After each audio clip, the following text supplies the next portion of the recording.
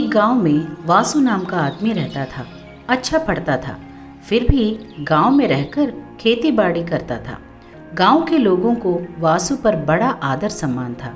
एक बार गगन नाम का पॉलिटिशियन उनके गांव आया। मेरे प्यारे गांव वासियों, आपके दुख कष्ट दूर करने आज मैं पॉलिटिक्स में आया हूँ। आपकी कीमती वोट देकर मुझे जिताइए। आपके सारे दुख दर्द मैं मिटाऊंगा, आपका अपना बन के रहूंगा। ऐसी बातें हमने बहुत सुनी है साहब, और हमें मत सुनाओ।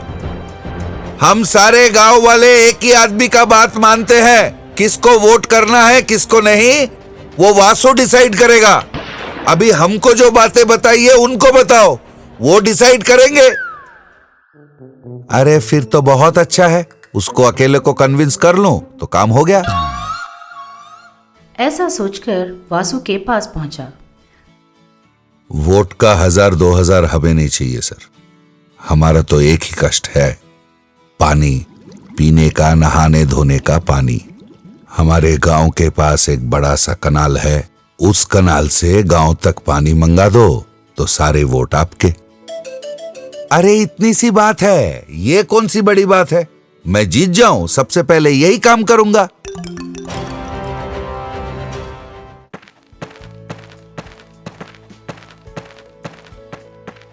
नमस्ते सर। नमस्ते। आपने कहा था गांव तक पानी मंगा देंगे। अरे मैं जीता हूं पर अभी तक असेंबली नहीं पहुंचा। आ गए आप लोग, टाइम देख के कर दूंगा। आपके पीने के पानी के लिए रोज एक वाटर टैंकर भेज दूंगा। 6 months later. हम जब भी आते हैं कुछ ना कुछ बोल के भेज देते हो। ऐसे भी गवर्नमेंट को कोई टैक्स तो भरते नहीं। कुछ पैसे गांव के लिए खर्चा कर दोगे तो गांव का भला हो जाएगा। पागल आदमी, आईटी के लोग कब कहाँ रेड करने वाले हैं मुझे सब पता होता है, क्योंकि मेरे आदमी चारों तरफ फैले हुए हैं। तो फिर हमारा कनाल का काम।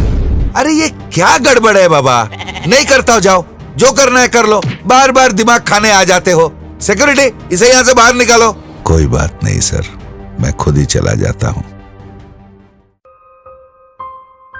घर पहुंचकर वह सोचता रहा कि गगन से काम कैसे करवाया जाए।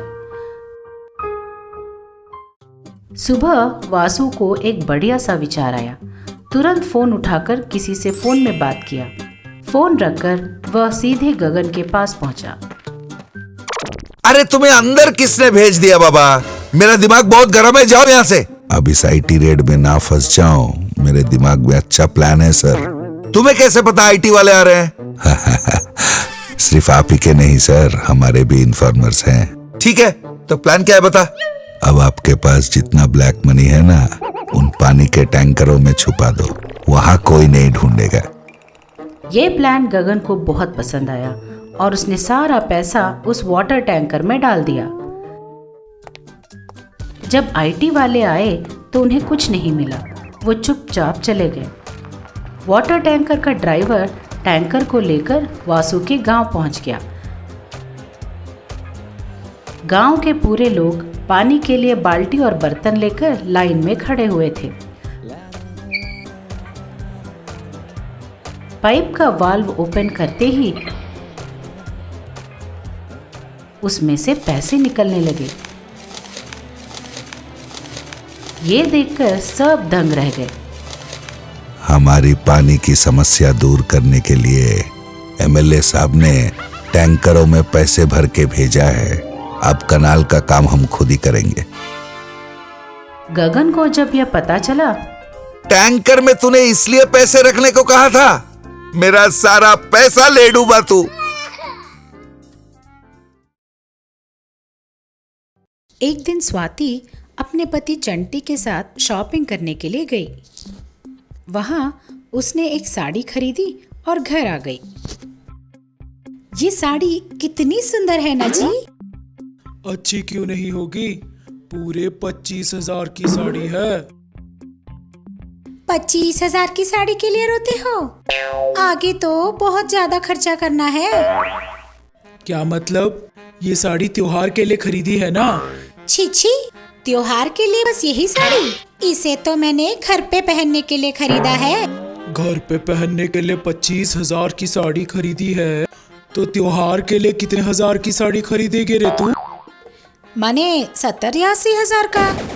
मैं तो गया काम से। ठीक है फिर, मैं जरा ये साड़ी माँ को दिखा के आ जाऊँ। शुरू हो गया तुम्हारा एग्जीबिशन। तुम औरत लोग किसी भी चीज को छुपा नहीं सकती क्या? अब साड़ी खरीदी है तो पहनकर सबको दिखाएंगे ही ना। चुपचाप घर पे बैठी रहो।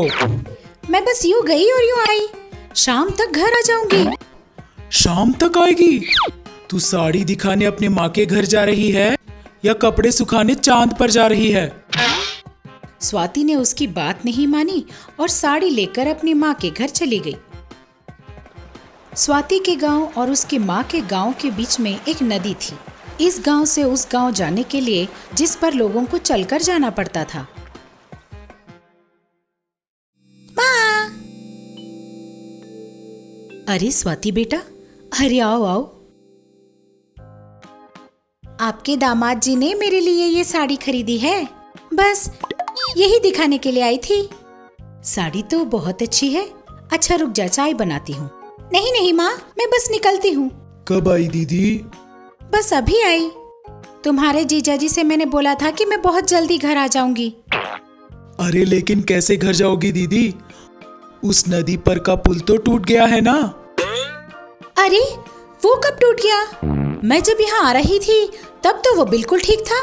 किसी का कार उस पुल पर एक्सीडेंट होकर फट गया, जिसकी वजह से सारा पुल टूट गया।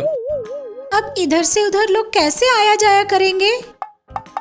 छोटे छोटे नाव है ना दीदी, लोग उसी पर जा रहे हैं। लेकिन अभी वहाँ बहुत लंबी लाइन है। लेकिन मैं अब क्या करूँ भाई? तुम्हारे जीजाजी बहुत गुस्सा करेंगे मुझ पर। मैं तुम्हें एक मैजिकल घोड़ा दूंगा, उस पर बैठकर घर चली जाना। मैजिकल घोड़ा? मतलब उसके क्या पर होंगे? अरे पर नहीं, कुछ नहीं। ये मैजिकल हॉर्स कहीं पर भी चल सकता है, पानी पर भी।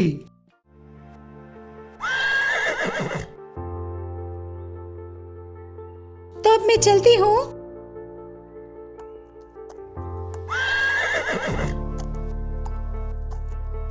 और उस घोड़े पर बैठकर नदी पर से चलते हुए वो नदी के पार पहुंच गई। ये घोड़ा पानी पर चल सकता है, मतलब ये नदी और समंदर पर भी चल सकता है। अगर मैं इस घोड़े पर चढ़कर सारे नदी और समंदर पर घूमकर आऊं तो कितना अच्छा होगा ना।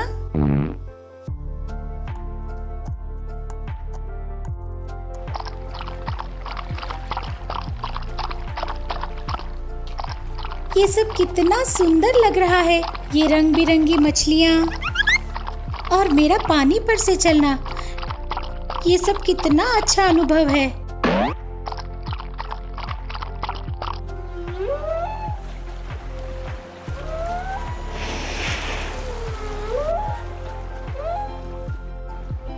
अरे बाप रे, ये मछली कितना बड़ा है, कितना मस्त लग रहा है ना। लेकिन वो व्हेल उल्टा इस घोड़े को ही निकल जाना चाहते थे। ये देखकर स्वाति बहुत डर गई और उसने उस घोड़े को तेजी से भगाना शुरू कर दिया।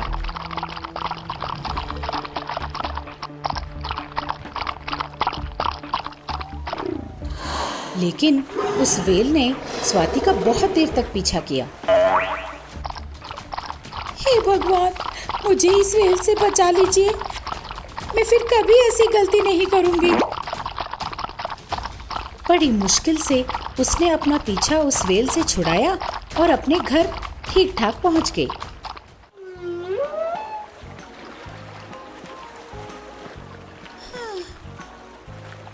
ऐसा पागलपन मैं फिर कभी अपनी जिंदगी में नहीं करूंगी बाबा। ऐसे ही ज्ञानवर्धक कहानियों के साथ हम फिर मिलेंगे।